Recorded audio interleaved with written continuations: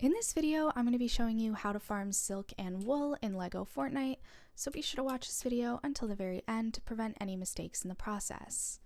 Now, as you know, you can get silk and wool from interacting with different animals such as the sheep and the spider. So what you're going to do is once you actually have a village and you have some villagers, you are going to be able to give them some jobs, so resource jobs.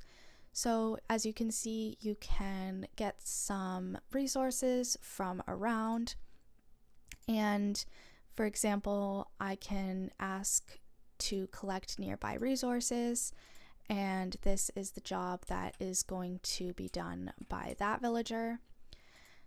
Now, I just got a recipe.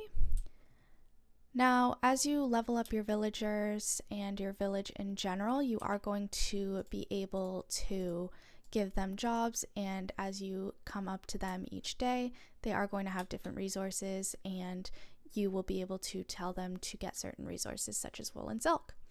That's all there is to it. Be sure to leave a like, comment, and subscribe to the channel. Thanks for watching. See you in the next video.